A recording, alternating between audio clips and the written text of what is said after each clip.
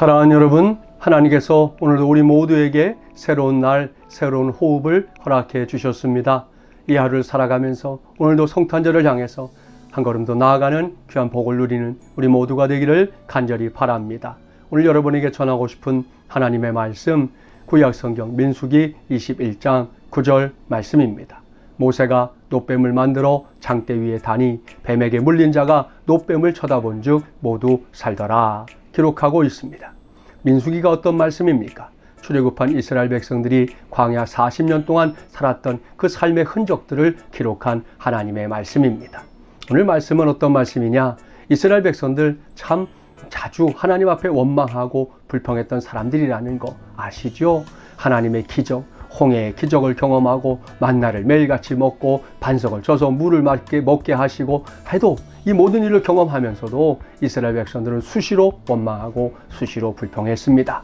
오늘 이 말씀 앞에서도 결국 이스라엘 백성들이 하나님과 모세를 원망하자 하나님께서 그들에게 불뱀을 보내셔서 물려 죽게 만드는 그런 재앙을 그들에게 보여주십니다.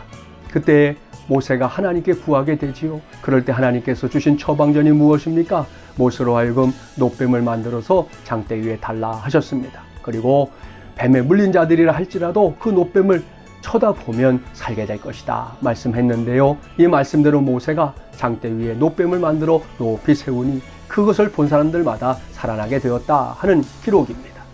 우리는 이 말씀을 통해서 예수님께서 향차 행하실 일이 무엇인지 깨닫게 됩니다. 예수님 자신도 공생애를 하시는 동안 이 놋뱀의 이야기를 하시면서 자신이 십자가에 달리실 것을 친히 말씀하셨는데요. 이 놋뱀은 예수님의 십자가를 상징하는 사건이다 하는 것입니다.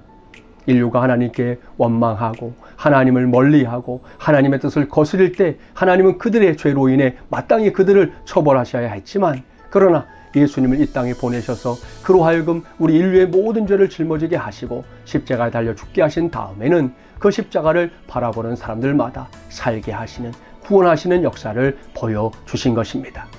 오늘 우리가 성탄절에 나아가고 있는 이유 너무나 분명하지요. 이 땅에 이와 같은 구원의 역사를 이루기 위해서 오신 분이 바로 2000년 전 이 땅에 오신 아기 예수님이기 때문입니다. 우리는 성탄절 당일 예수님의 구원을 노래하고 찬양해야 합니다. 예수님께서 이 땅에 오심을 기뻐하고 축하해야 합니다. 예수님의 입장에서는 죽기 위해 오신 것이지만 우리의 입장에서는 우리를 살리기 위해 오신 것이기 때문입니다.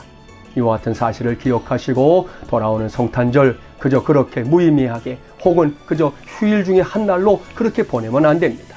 우리 모두는 그날 주님의 영광을 찬양하고 주님의 그 보좌 앞에 나아가 무릎 꿇어 경배하며 우리도 하나님 앞에 찬양과 영광과 경배를 올려드리는 귀한 날 되어야 할 줄 믿습니다.